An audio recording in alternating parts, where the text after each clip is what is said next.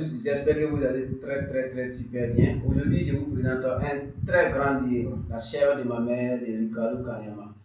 Maintenant, avant tout, j'aimerais me présenter pour tous ceux qui ne me connaissent pas pour le moment. Voilà, je suis Clavel Nana, je suis un bibliothécaire et la bibliothèque c'est l'univers du savoir. Voilà, l'univers du savoir, nous avons une page Facebook que nous faisons beaucoup de résumés, je partage beaucoup de contenu sur ma page l'univers du savoir. Voilà, vous pouvez aller taper sur Facebook, voilà, tout sur le Google la vidéo pour la première fois pour découvrir beaucoup d'enseignements dedans. Au-delà de ça aussi, j'ai un groupe aussi WhatsApp, un groupe de lecture qu'on appelle Force Tiche. Là-bas, on poste beaucoup sur les livres. Les résumés des livres, on fait beaucoup, on poste beaucoup là-bas. Voilà, sur YouTube aussi, voilà, c'est Nana Claver, vous pouvez taper YouTube Nana Claver. Sur TikTok aussi, c'est Éveil du potentiel. Voilà, donc tous ces canaux-là, voilà, je partage beaucoup de contenu au niveau du développement personnel, entrepreneurial, leadership, des résumés des livres, tout le marketing digital, je fais beaucoup. Maintenant, l'objectif aujourd'hui, c'est pour vous présenter une petite partie du livre Ricardo de Kanema. Ricardo Kanema, La chèvre de ma mère. Et le secret de la prospérité financière, c'est un très bon livre que j'ai même vraiment, comment dirais-je, fait beaucoup de résumés là-dessus. Mais aujourd'hui, c'est une seule partie que j'ai pris. Et j'étais en train de lire, voilà, ce matin, donc j'ai décidé de prendre ça pour faire une petite partie pour vous montrer comment est-ce qu'on doit utiliser cette partie parce que la plupart des gens me contactent tout le temps pour dire qu'ils ont lu le livre, mais la partie, ils ne comprennent pas. Et que la partie, vraiment, vous devez mettre ça en cadre, vous devez mettre ça en pratique.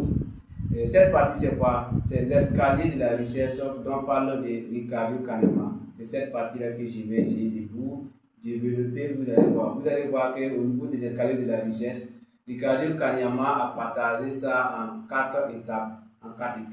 Tout d'abord, il dit quoi? Pour être riche, ça ne dépend pas de la somme d'argent que vous gagnez. Ça dépend de ce que vous faites avec ce que vous gagnez. Même si tu gagnes. Celui-là qui gagne 50 000 par mois, si dépend de ce qu'il fait avec ces 50 000 et c'est carrément différent avec celui-là aussi qui gagne 1 million par mois. Ça dépend de ce que tu vas faire avec la somme d'argent que tu gagnes, ça dépend, mais pas la somme d'argent que tu gagnes par mois. Ce n'est pas le montant qui compte, mais ce que tu fais avec cette somme-là qui compte. Parce que dans l'escalier de l'argent, on n'a pas dit que si tu gagnes 1 million, tu es riche, si tu gagnes 2 millions, tu es riche, ou soit tu gagnes 50 000 francs par mois, 30 000 francs par mois, tu es pauvre. Donc ça dépend de ce que tu fais avec ton argent. Et pour laquelle il dit l'escalier de la richesse. Donc tout d'abord, sans tarder, la première partie de l'escalier de la richesse, c'est les pauvres chroniques. Quand on dit les pauvres chroniques, ça dit que les pauvres chroniques, c'est ceux-là qui ont plus de leurs revenus moins dépensés, c'est-à-dire que le revenu est inférieur aux dépenses. C'est-à-dire que si, un exemple comme ça, s'il gagne 50 000 par mois, celui-là s'arrange à dépenser 75 000, voire 100 000 par mois. Ça veut dire qu'il dépense beaucoup plus que ce qu'il gagne. C'est ce qu'on appelle pauvre chronique. Donc, si vous êtes dans cette situation, arrangez-vous de ne pas dépenser plus que ce que vous gagnez. Plus que ce que vous gagnez, c'est très important. Maintenant, la deuxième partie, c'est quoi? C'est les pauvres équilibrés. Les pauvres équilibrés, celui, il te dit, il gagne 50 000, donc il s'arrange pour dépenser 50 000. Donc, ça veut dire qu'à la fin du mois, c'est fini. Il dépense les 50 000 et puis il gagne 50 000, il dépense 50 000. Pour lui, sa vie, c'est comme ça. Il n'économise rien, il n'a pas de dettes. Donc, lui, il gagne 50 000, il dépense 50 000. C'est ça qu'on appelle pauvre équilibré. Si vous êtes dans ces deux parties, il faut savoir que vous êtes toujours dans la pauvreté.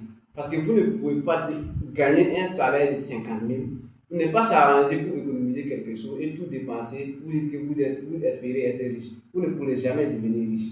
Ça dépend de ce que vous faites avec votre argent. Maintenant, au niveau de troisième partie, on va monter, c'est les pauvres moyens. Les pauvres moyens, c'est ceux-là qui dépensent, ils gagnent un gain, par exemple. Je peux prendre par exemple toujours au cas de 100 000 comme ça.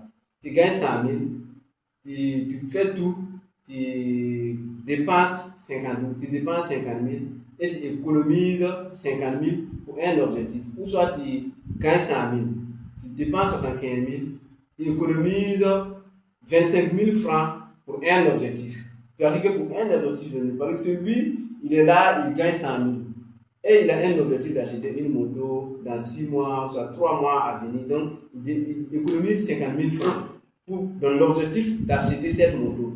Donc, si vous êtes dans cette mentalité, attendez-vous que vous êtes toujours dans la pauvreté. Quitte économiser l'argent pour un objectif donné, à court terme, il faut savoir que tu es toujours dans la pauvreté. Maintenant, dans la quatrième partie, c'est la partie des riches. La partie des riches, oui, par exemple, toujours les 100 000. Tu gagnes 100 000, tu fais tout pour dépenser 50 000, tu économises 50 000 pour investir.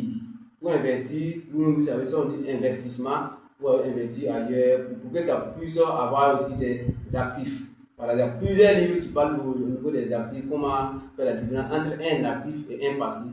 Mais le meilleur livre que je peux vous conseiller de faire la part des choses, c'est le livre Père riche, Père pauvre. Après avoir fini de lire ça, vous pouvez aussi aller lire aussi. Voilà, donc le cadran de cash flow, ça, vraiment, ça enseigne beaucoup. Donc, les riches, ils gagnent 100 000. Soit ils économisent 50 000 et il reste la moitié pour aller investir.